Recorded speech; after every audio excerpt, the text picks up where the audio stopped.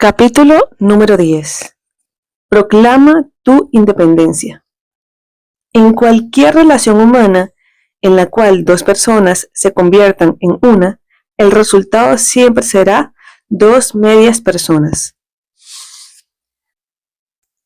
El abandonar el nido psicológico es una de las tareas más difíciles de la vida.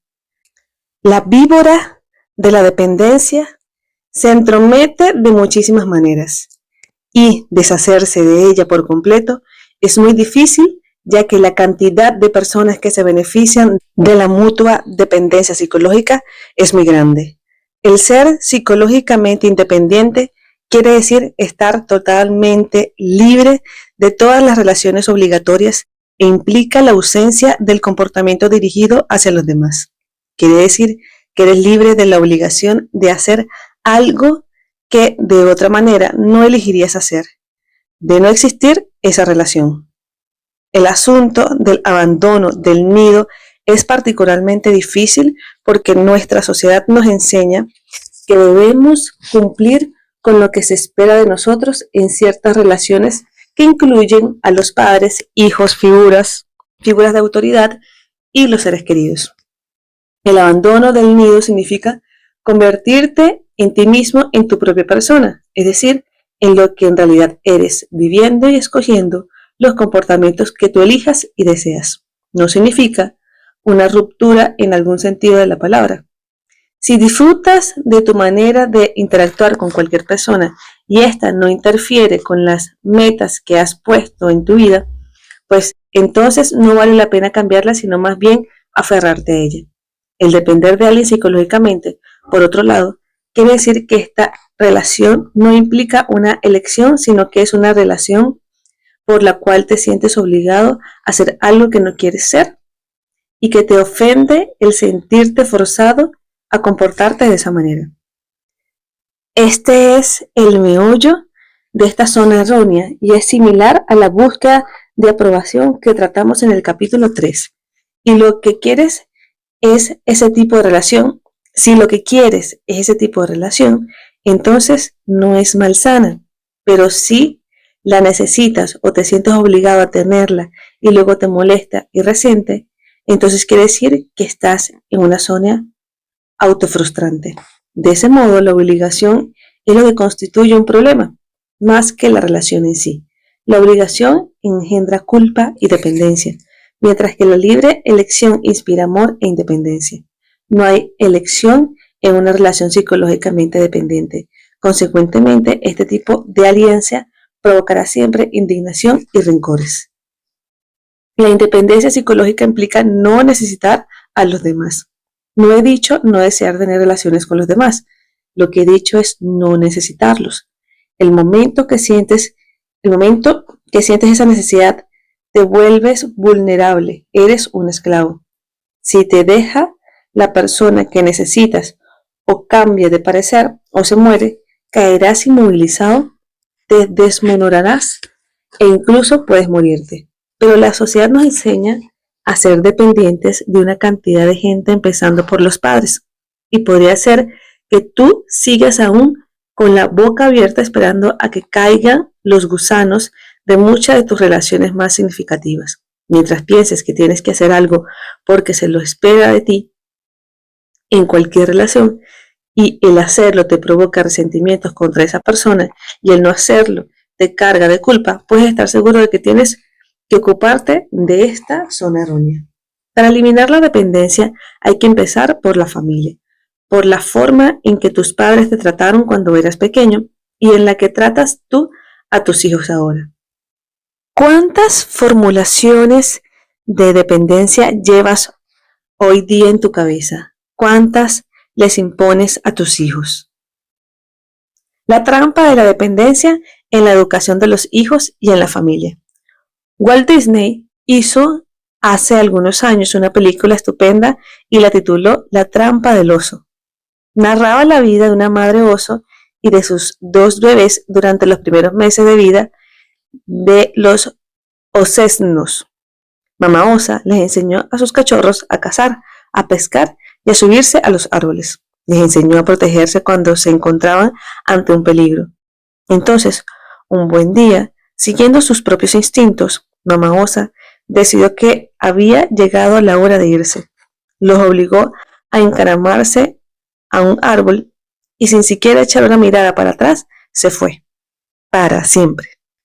Dentro de su mente de osa había pensado que ya había cumplido con sus responsabilidades maternales. No trató de manipular para que la visitaran alternativamente un domingo, sí y otro no. No los acusó diciéndoles que eran desgraciados, ni los amenazó con tener un colapso nervioso si la desolucionaban en lo que ella esperaba de ellos. Simplemente los dejó. En el reino animal, ser padres significa enseñarles a los hijos a valerse por sí mismos para que puedan ser independientes y luego dejarlos. En nuestro caso, en el caso de los seres humanos, el instinto sigue siendo el mismo, esto es, el ser independientes, pero nos domina la necesidad neurótica de poseer y de vivir nuestra vida a través de nuestros hijos y el propósito de educar a un niño para que sea independiente se confunde con la idea de educar a un niño para aferrarse a él. ¿Qué es lo que pretendes de tus hijos? ¿Te gustaría que tuvieran muy buena opinión de sí mismos y también mucha confianza en sí mismos, que no fueran neuróticos, se realizaran y fueran felices? Por supuesto que sí, pero ¿qué puedes hacer para ayudarles a que sean así? Solo siendo así tú mismo. Los niños aprenden sus comportamientos de los modelos que tienen ante sí. Si tú estás lleno de culpa y no te sientes realizado y les dices que sean lo contrario, les estás vendiendo un producto fallado. Si el modelo que les presentas es bajo en autoestima, les estás enseñando a tus hijos a adoptar para sí mismos la misma actitud. Y lo que tiene aún más importancia y significación, si haces que ellos sean más importantes que tú mismo, no los ayudas, simplemente les estás enseñando a poner a los demás delante de ellos mismos y quedarse en el asiento detrás insatisfechos y sin lograr realizarse. ¡Qué ironía! No puedes darle confianza en sí mismo a tus hijos. Tienen que adquirirla viéndote a ti vivir de esa manera. Solo al tratarse de ti mismo como la persona más importante y no sacrificándote a ti mismo por tus hijos, les enseñarás a tener confianza en sí mismos y también a tener fe en sí mismos. Si tú eres de los que se sacrifican, les presentas un modelo de comportamiento sacrificado. ¿Y qué quiere decir un comportamiento sacrificado? Poner a los demás por delante de ti mismo, no quererte a ti mismo o no gustarte, buscar aprobación y otros comportamientos erróneos por el estilo. El hacer cosas para los demás es algo admirable a veces, pero si se hace a expensas de uno mismo, simplemente enseñarás a los demás a comportarse de una manera que solo pueden engendrar resentimientos. Desde muy pequeños, los niños quieren hacer cosas por sí solos. Deja, mamá, que yo puedo hacerlo solito. Mírame, papá, no necesito ayuda. Yo como solo. Una tras otra llegan las señales, y aunque hay mucha independencia en los primeros años, existe también desde el primer día un impulso hacia la autonomía. A los 4 años, la pequeña Roxana siempre acude a su padre o madre cuando se hace daño o tiene necesidad de un apoyo emocional de cualquier clase que sea. Ella, cuando tiene 8 o 10 años, se desahoga con ellos. Y aunque quiere que la consideren como una niña grande, ya sé ponerme el abrigo, déjame. Quiere también el apoyo de unos padres cariñosos y responsables. Mira, mamá, me raspé la rodilla y me está sangrando. Está desarrollando el concepto de sí misma a través de la visión que de ella tienen sus padres y la gente importante de su vida. De pronto Roxana tiene 14 años. Llega a casa llorando porque ha peleado con su novio y corre a encerrarse en su dormitorio pegando portazos. Mamá sube tras ella y con su modito afectuoso de siempre le pide que le cuente todo. Pero ahora Roxana le contesta en forma determinante. No quiero hablar de esto, déjame en paz. Mamá, en vez de comprender que esta pequeña escena es una prueba de que ella ha sido una buena madre y que la pequeña Roxana que siempre le ha contado todos sus problemas, ahora está enfrentándose con sus problemas por su cuenta. Independencia emocional. Se desconcierta. No está lista para abandonar el terreno, para dejar que Roxana se las arregle a su manera. Independiente. Sigue viendo a Roxana como al polluelo recién nacido que era hace un poco de tiempo. Pero si mamá insiste y obliga a su hija, se expone a recibir una fuerte dosis de resentimiento de parte de Roxana. El deseo de la niña de abandonar el nido es muy grande, pero cuando la posesión y el sacrificio han sido los lubricantes que hacían marcha la máquina familiar, el acto natural del hombre de irse por su cuenta se convierte en una crisis. El abandono del nido es una atmósfera psicológicamente sana, no implica ni crisis, ni disturbios o problemas. Es la consecuencia natural de una vida eficiente y positiva. Pero cuando la culpa y el miedo a desilusionar a los padres marcan el hecho de abandonar el nido, estos resentimientos siguen influyendo en la mente durante toda la vida, hasta tal punto que a veces la relación matrimonial se convierte en una relación filial más que en una relación en la que dos individuos comparten una vida en condiciones iguales. ¿Cuáles son, pues, tus metas como padre o en la elaboración de una buena relación con tus propios padres? La familia es ciertamente una unidad importante en el proceso del desarrollo, pero no debe ser una unidad permanente. No debería ser nunca un vehículo para la culpabilidad y la neurosis cuando uno de sus miembros hace un movimiento en dirección de la independencia emocional. Algunos padres han llegado a decir, puede que los haya oído, tengo derecho de hacer que mi hijo sea lo que yo escoja para él. Pero, ¿cuál es la retribución que ofrece una actitud tan dominante? Odio, resentimiento, furia y culpa frustrante cuando el niño crece. Si observas las relaciones eficientes y positivas que existen entre algunos padres e hijos que no están ligadas por requerimientos y obligaciones, verás que se trata de padres que tratan a sus hijos como amigos. Si un niño desparrama la salsa ketchup sobre el mantel, no le larga la clásica ¿por qué no te fijas en lo que haces? ¿Eres tan torpe? En cambio, observarás que lo tratan como lo harían con un amigo en el caso de que éste derramara algo. ¿Puedo ayudarte? Nada de ofenderlo porque te pertenece, más bien respetarlo por su propia dignidad de niño. Descubrirás también que los padres eficientes estimulan más los instintos de independencia que de dependencia y no hacen escenas por la expresión de deseos tan normales como los de ser autónomos. Diferencias entre familias dirigidas a la independencia y las dirigidas a la dependencia. En las familias dirigidas a la independencia, los impulsos dirigidos hacia la autonomía y el ser uno mismo son considerados normales y no un desafío a la autoridad de uno de sus miembros.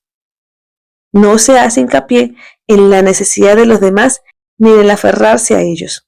Igualmente, tampoco se exige la eterna lealtad del niño a su familia simplemente por pertenecer a ella. De esta actitud resultan las familias que les gusta unirse en vez de sentir la obligación de hacerlo. Existe también un respeto por la intimidad de los demás más que una exigencia de compartirlo todo. En familias como esta, la esposa tiene una vida propia aparte de la de esposa y madre. Es así un modelo positivo para sus hijos en vez de vivir una vida para ellos y a través de ellos. Los padres sienten que su propia vida es de una importancia capital porque sin ella no pueden haber armonía familiar.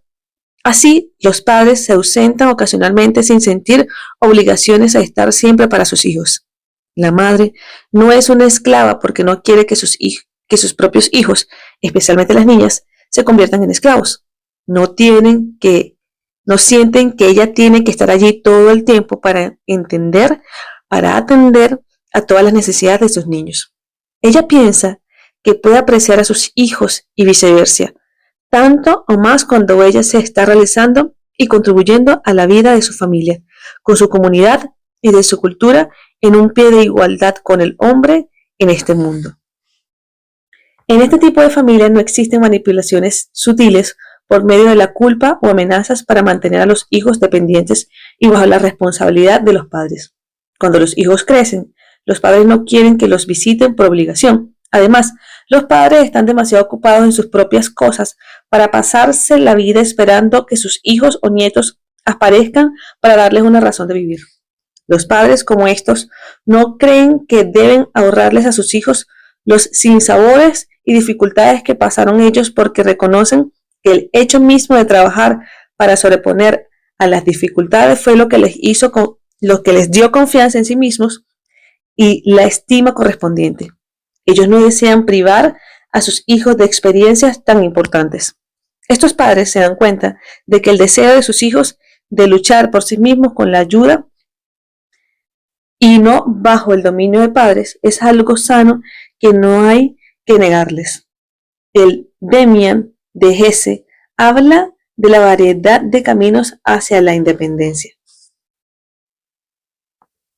Tarde o temprano todos, cada uno de nosotros, tiene que dar el paso que lo separará de su padre, de sus mentores. Tenemos que pasar todas estas experiencias cruciales y solitarias. Yo no había abandonado a mis padres y a su mundo, el mundo luminoso, con una lucha violenta, sino que gradualmente, casi imperceptiblemente, me había alejado de ellos. Me apenaba que tuviera que ser así, pero por eso muchas de las horas pasadas en casa de mis padres, cuando iba a visitarlos, fueron desagradables.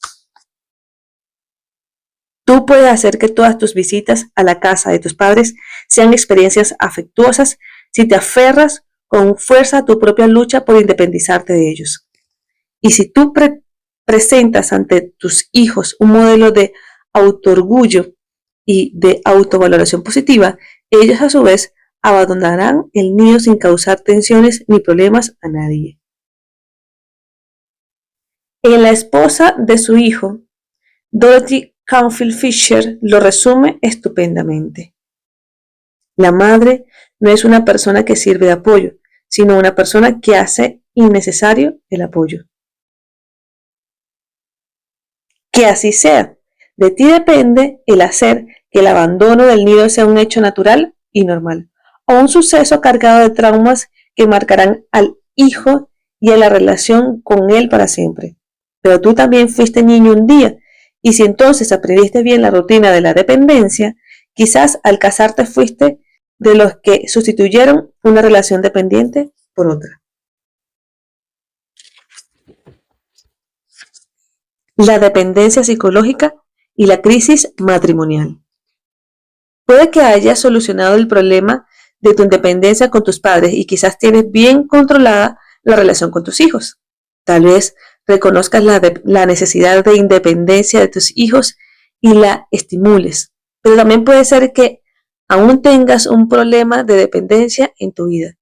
Si eres una de esas personas que dejó una relación dependiente con sus propios padres para entrar en otra cuando se casó, entonces es evidente que tienes una zona errónea que necesita cura. Louis Anspacher escribió sobre el matrimonio en América. El matrimonio es aquella relación entre un hombre y una mujer en la que la independencia es equivalente, la dependencia mutua y la obligación es recíproca. Ahí están las dos palabras feas, dependencia y obligación, que son las responsables del estado actual del matrimonio y de la tasa de divorcios en nuestro país. El hecho muy simple es que a la mayor parte de la gente no les gusta el matrimonio y a pesar de que no lo aguanta, sus víctimas psicológicas siguen proliferando. Una relación que se basa en el amor, como ya dijimos antes, es una relación en la que cada uno de sus miembros le permite a otro ser lo que él quiere, sin expectativas especiales y sin exigencias. Es una asociación simple entre dos personas que se quieren tanto que ninguno de los dos querría que el otro fuese algo que no haya escogido por sí mismo. Es una unión que se basa en la independencia, más que en la dependencia. Pero este tipo de relación es tan rara en nuestra cultura que es casi mitológica. Imagínate una unión con el ser que amas en la que cada uno de vosotros dos puede ser lo que quiera. Ahora piensa en lo que son realmente la mayoría de las relaciones que tú conoces. ¿Cómo se introduce solapadamente esa temible dependencia y lo fastidia todo? Un matrimonio típico. La trenza que se hila en la mayoría de los matrimonios es la del dominio y la sumisión. Y aunque los roles pueden variar con regularidad, diferentes para distintas situaciones conyugales, esa trenza estará siempre presente. Uno de los socios domina al otro como condición de la alianza. Un caso típico de un matrimonio típico y sus crisis psicológicas se desarrollarán más o menos como los de la pareja de la historia que relatamos a continuación. Cuando se casaron, el marido tenía 23 años y su esposa 20. Él tiene una educación algo superior a la de ella y se ha asegurado una posición en el campo del prestigio económico, mientras que la mujer trabaja como secretaria, dependiente o quizás en una profesión de las consideradas femeninas, tales como enfermera o maestra. El trabajo de la mujer es un relleno hasta que ella pueda convertirse en esposa y madre. Al cabo de 4 años de matrimonio, ya hay 2 o 3 niños y la mujer sirve como esposa y madre en el hogar. Su rol consiste en cuidar y ocuparse de la casa, de los niños y de su matrimonio. Desde el punto de vista del trabajo, su posición es de la de una empleada doméstica y psicológicamente está en una posición de sometimiento. Se le da mucha mayor importancia y significación al trabajo del hombre, en gran parte porque él es quien trae el dinero para mantener a la familia. Sus éxitos se convierten en éxitos de ella y las relaciones sociales de él en las amistades de ambos. Se le otorga una posición más importante dentro del hogar y a menudo la misión de la mujer es hacerle la vida lo más cómoda posible. La mujer se pasa la mayor parte del día interactuando con niños o habla con las mujeres del vecindario que se encuentran atrapadas en la misma trampa psicológica. Cuando su marido pasa por una crisis en su trabajo, esta se convierte en su propia crisis y por lo general, como cualquier observador objetivo puede ver, existe en este tipo de relación un miembro que domina y otro que está sometido. La mujer ha aceptado y quizás incluso buscado este tipo de relación porque no ha conocido otra cosa. Su matrimonio ha imitado el modelo de matrimonio de sus padres y de otros que vio durante su desarrollo. Y muy a menudo la dependencia para con su marido simplemente ha reemplazado la dependencia que tenía con sus padres. Paralelamente, el hombre ha buscado una mujer suave, tierna y que pueda reforzar el hecho de que él es el que gana pan y el que lleva las de ganar en todas las interacciones. Así, ambos lograron lo que estaban buscando, lo que habían visto toda su vida en el sentido de cómo debe funcionar una pareja. Al cabo de varios años de matrimonio, quizás entre los 4 y 7 años, empieza a surgir una crisis.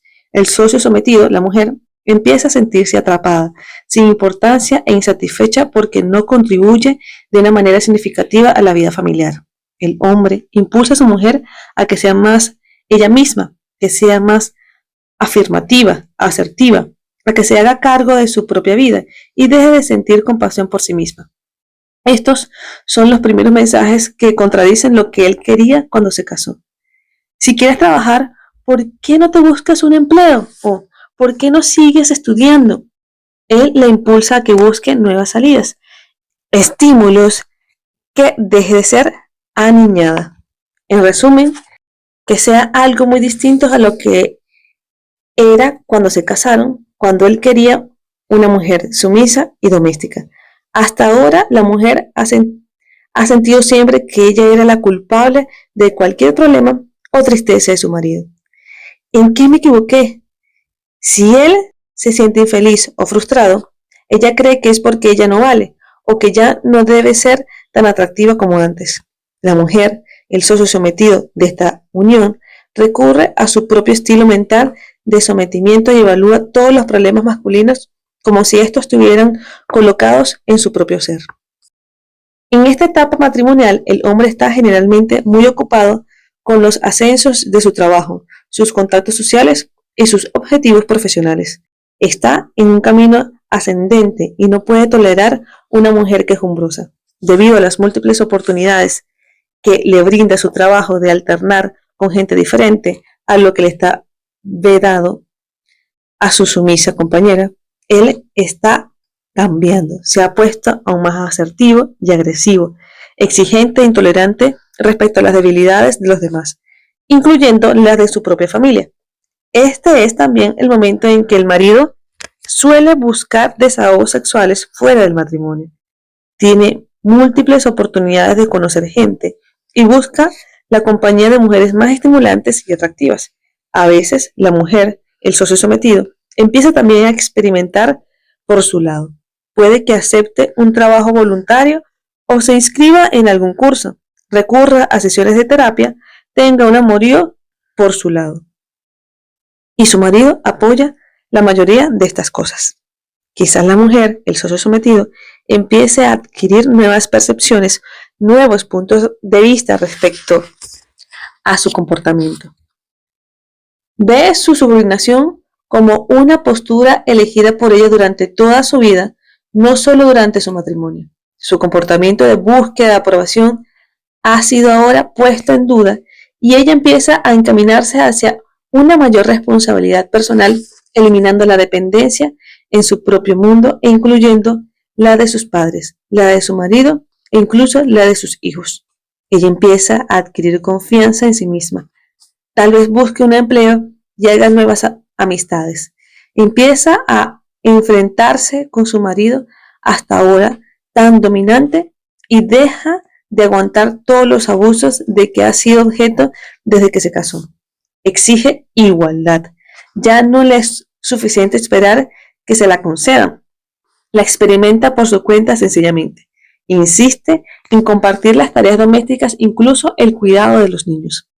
Esta nueva dependencia está relacionado del pensamiento externo hacia el interno de parte de la mujer. No es aceptado con facilidad por el hombre. Se siente amenazado. Siente que una esposa levantisca es precisamente lo que no le hace falta, a pesar de que él mismo la alentó a salir por su cuenta y a pensar por sí misma. No pensó que crearía un monstruo, y mucho menos un monstruo que llegaría a desafiar su propia supremacía tan bien establecida. Puede que reaccione con una fuerte dosis de dominación, actitud que lograba siempre en el pasado poner en su sitio a su sumisa compañera. Alegaba que es un absurdo que ella trabaje, ya que la mayor parte de su sueldo se va en pagar a otra gente para que cuide a los niños. Le señala que su creencia de que no existe igualdad entre ellos es ilógica. En realidad, ella es la mimada, la que se lleva la mejor parte. Tú no tienes que trabajar, a ti te lo han dado todo. Tú no tienes más que hacer que ocuparte de una casa y de ser una madre para tus hijos. O intenta la culpabilidad. Los niños sufrirán. Yo no puedo aguantar una vejación de este tipo. Quizá llegue a amenazarla con el divorcio e incluso el suicidio. A menudo esto le da buen resultado. La esposa se dice a sí misma, casi he hecho todo a perder, y vuelve a su rol sumiso. Las fuertes dosis de dominación le sirvieron para recordarle cuál era su lugar. Pero si ella rehúsa volver atrás, puede que la estabilidad del matrimonio peligre. En todo caso, el hecho es que la crisis existe. Si la mujer persiste en cambiar su sumisión por una actitud de confianza en sí misma, el marido que necesita dominar a alguien puede dejarla por una esposa más joven que lo mirará llena de admiración. De este modo, él obtendrá otra dependiente que además es un bonito adorno. Por otro lado, podría ser que el matrimonio sobreviva a la crisis y se lleve a cabo un cambio interesante. El hilo de la dominación y la sumisión se entremete aún por la trampa de la vida conyugal. Ahora, el marido asume a menudo el rol sumiso ante el miedo de perder algo que quiere y que le importa mucho, o por lo menos algo con lo que cuenta seguro. Se queda más en casa, está más con los niños por sentimiento de culpa por haberlos abandonado tanto tiempo. Puede que diga cosas como, por ejemplo, tú ya no me necesitas, o tú estás cambiando, tú no eres la chica con quien yo me casé y no sé si me gusta esta nueva chica que ahora eres tú. Ahora es más sumiso. Puede que empiece a beber mucho o a compadecerse a sí mismo por la necesidad de manipular a su esposa o de recuperar su superioridad. La esposa tiene ahora su carrera o está en camino de ello. Tiene su propio círculo de amigos y está desarrollando intereses propios fuera del ámbito del hogar.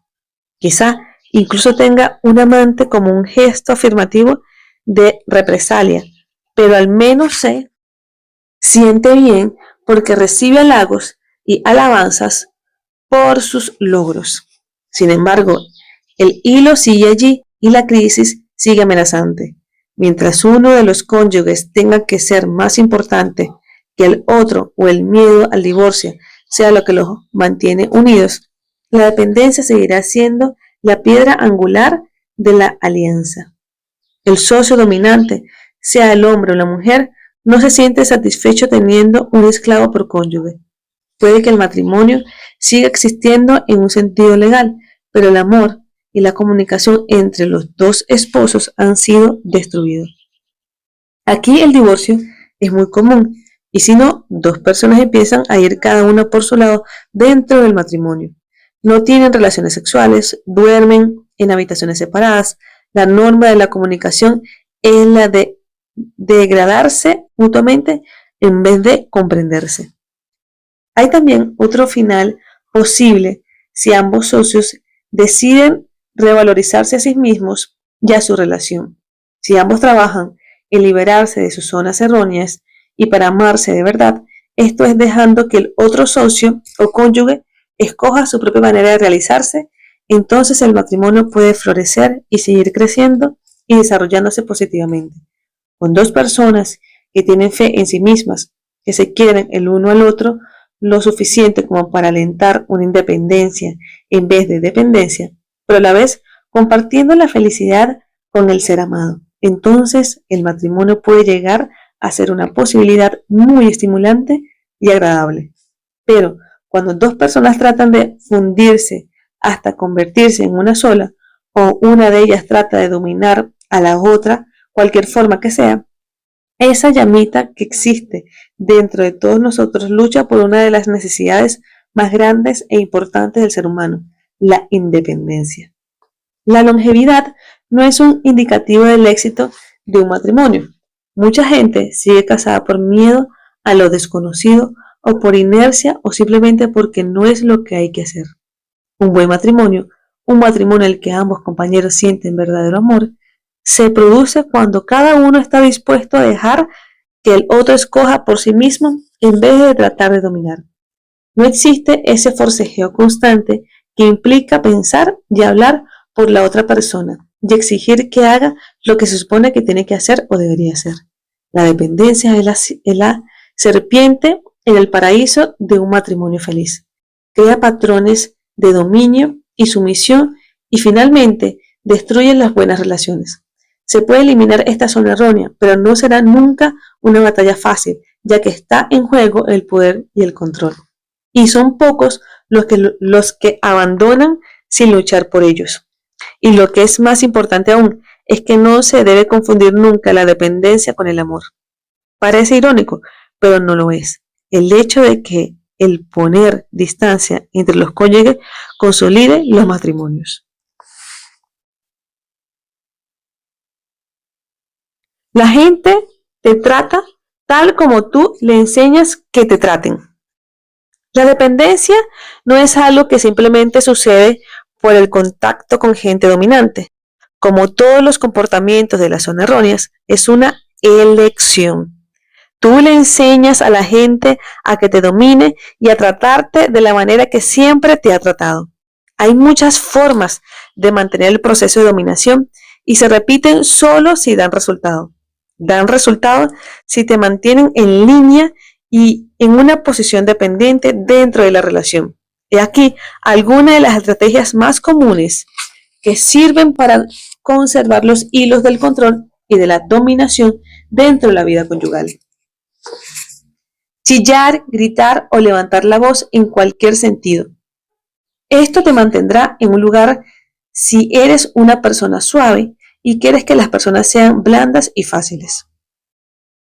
Comportamientos amenazantes como me iré, pediré el divorcio. Provocar sentimientos de culpa. No tienes derecho a. No comprendo cómo puedes haber hecho algo así. Si eres proclive a la culpa, con este tipo de frases será fácil mantenerte sometido. Hacer uso de la ira y de comportamientos explosivos como arrojar objetos, usar palabras fuertes, golpear cosas. El truco de la enfermedad física. Tener un ataque al corazón, dolores de espalda, dolor de cabeza o lo que sea, cada vez que uno de los cónyuges no actúa de la manera que quiere el otro. Será fácil manipularte de esta manera si le has enseñado a tu compañero o cónyuge que te portarás bien cuando él se enferma. El tratamiento silencioso.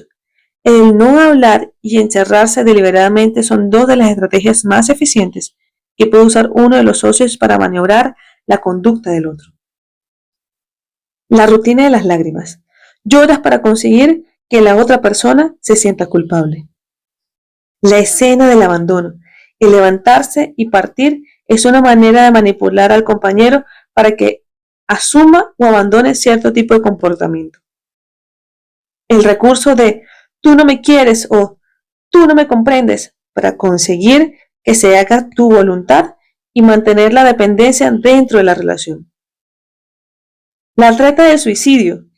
Si tú no haces lo que yo quiero, me mato. O si me dejas, yo terminaré con todo. Todas estas estrategias mencionadas más arriba son los métodos que sirven para mantener a otra persona dentro del rol deseado en el matrimonio. Si uno de los cónyuges rehúsa dejarse manipular por ellas, el otro dejará de usarlas. Solo cuando uno de los cónyuges reacciona de acuerdo a este tipo de tretas, el otro se acostumbra a usarlas. Si respondes con las actitudes sumisas esperadas, le enseñas al otro lo que tolerarás. Si te maltratan es porque has estado emitiendo señales de por favor, maltrátame. Tú puedes aprender a enseñarle a los otros a tratarte de la manera que te gusta que te traten, como hubieras querido que te hubieran tratado hasta ahora. Pero puedes lograr el cambio, ya sea en el trabajo, en la familia, en un restaurante, en el autobús, en cualquier lugar en que te traten con desconsideración. En vez de decir, ¿por qué no me tratas mejor? Empieza a decir, ¿qué es lo que estoy haciendo para que los demás me traten de esta manera? Pon el enfoque en ti mismo y empieza a cambiar esas reacciones. Algunos de los comportamientos de dependencia más comunes y algunos comportamientos que alientan dependencia. Sentirse incapaz de abandonar el nido o abandonarlo con sentido de culpabilidad por los dos lados. Sentirse obligado a visitar a alguien, a telefonear, invitar, a hacer de chofer y cosas por el estilo. Pedirle permiso al cónyuge para cualquier cosa, incluso para gastar dinero, para hablar o para usar el coche. Indiscreciones que son como invasiones a la intimidad de los demás, como por ejemplo revisar los cajones de los niños o sus cartas o cuadernos secretos. Frases como yo no podría decirle lo que siento, a él no le gustaría. Quedarse inmovilizado o tener una depresión después de la muerte de un ser amado. Sentirte atado a algún trabajo especial y no atreverte a trabajar por tu cuenta. Tener ideas preconcebidas respecto de lo que debe ser el comportamiento de un padre, esposo o hijo. Sentirse incómodo por la conducta de un cónyuge o un padre o un hijo como si lo que ellos son fuese parte de lo que tú eres. Pasarte la vida entrenándote es decir, preparándote para algún trabajo o un puesto, sin dejar jamás la fase de entrenamiento por una confianza en sí mismo.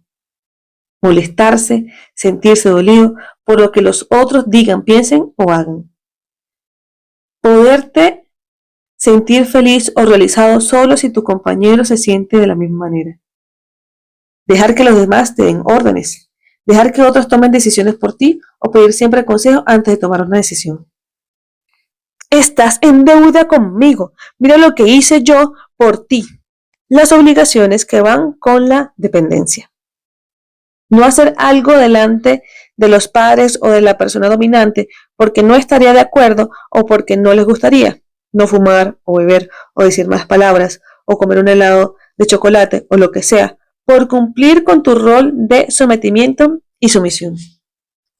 Abandonarte completamente sin importarte tu vida cuando algún ser amado muere o se enferma gravemente. Tener cuidado con el lenguaje que se usa ante una persona dominante para no molestarla.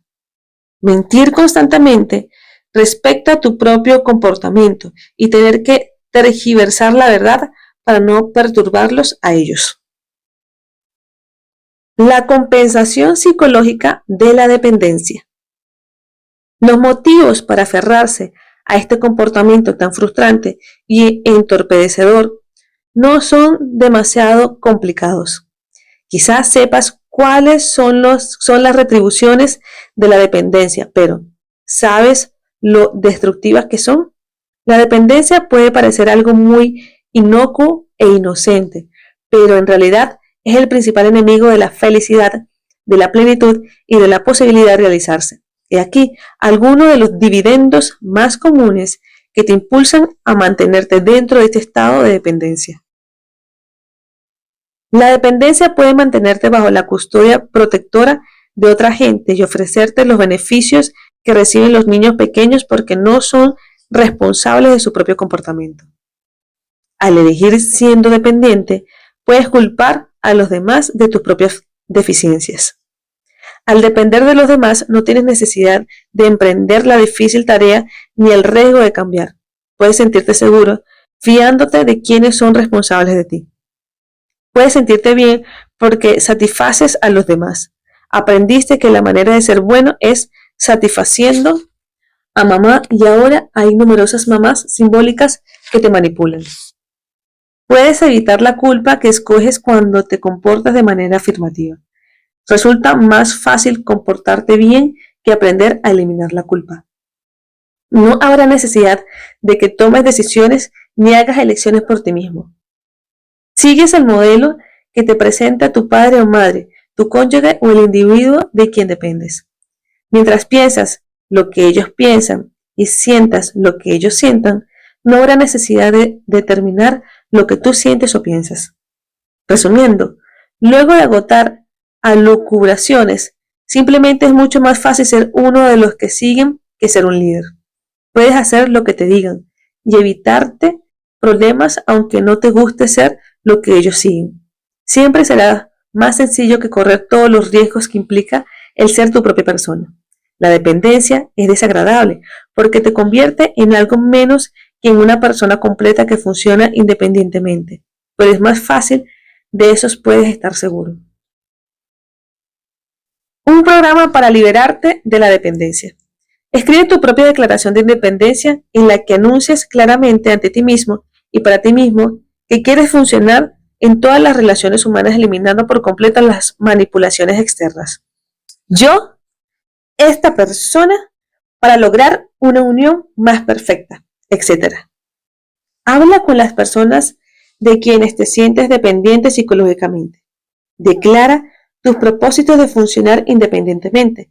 Explica lo que sientes cuando haces cosas por obligación. Esta es una estupenda estrategia para comenzar este proceso, pues la otra persona puede que ni siquiera se dé cuenta ni que sienta que eres dependiente. Ponte metas de 5 minutos de duración para tratar con la gente dominante de tu vida. Prueba una frase corta. No, yo no quiero hacerlo. Y observa cómo reacciona la otra persona. Organiza una sesión de planificación con tu socio dominante en un momento en que no te sientas amenazado. Durante esta sesión, explícale que a veces te sientes manipulado y sometido y que te gustaría tener una señal convenida entre los dos para hacerlo notar cuando suceda y tú no quieras hablar de ello. Por ejemplo, un tironcito de oreja y ponerte el dedo en la boca para anunciarle que te estás sintiendo sometido en ese preciso instante. Cuando te sientas empujado a hacer cosas manipulando psicológicamente, díselo a la otra persona y actúa de la manera en que te gustaría comportarte. Recuérdate a ti mismo que los padres, cónyuges, amigos, jefes y otros a menudo desaprobarán tu comportamiento y que eso nada tiene que ver con lo que eres o quieres. Es sabio que en cualquier tipo de relación habrá siempre desacuerdos. Si los esperas, no te desesperes cuando sucedan. De esta manera, podrás romper con muchas de las relaciones de dependencia que te esclavizan emocionalmente. Incluso, aunque trates deliberadamente de evitar a la gente dominante, padre o madre, cónyuge, jefe, niño, seguirás estando controlado por ellos durante su ausencia si te sientes inmovilizado emocionalmente por su culpa. Si te sientes obligado a visitar ciertas personas, pregúntate si quisieras que otras te visiten simplemente porque se sienten obligadas a ello. Si no es así, otorga un trato correspondiente a quienes estás tratando de esta manera y háblalo con ellos. Esto es, revierte la lógica del comportamiento y verifica la falta de dignidad que existe en una relación obligada de este tipo. Toma la decisión de salirte de tu rol de dependencia haciendo un trabajo voluntario, leyendo, tomando a alguien para que se ocupe de los niños, aunque cueste demasiado dinero y pienses que no te lo puedes permitir. Aceptando un empleo que no pague demasiado bien. ¿Por qué? Simplemente porque la remuneración, que significa el aumento del aprecio y valoración de ti misma, bien vale la pena, cueste lo que cueste en dinero o en tiempo. Insiste en tu independencia económica sin ataduras y sin tener que darle cuenta a nadie. Si tienes que pedir el dinero que quieres o necesitas, eres un esclavo. Si eso no es posible, arréglatelas para ganar tu propio dinero de la manera más creativa que puedas. Déjalos estar. Déjate de estar tú. Deja de dar órdenes. Deja de recibir órdenes. Reconoce tu deseo de intimidad, de no tener que compartir todo lo que sientes y experimentas con alguien. Tú eres único y privado. Si sientes que tienes que compartir todo, no tienes elección y eres, en consecuencia, una persona dependiente. Deja que la habitación del niño sea realmente la suya. Dale un espacio que él pueda controlar y siempre que no sea perjudicial, deja que él decida cómo lo va a organizar.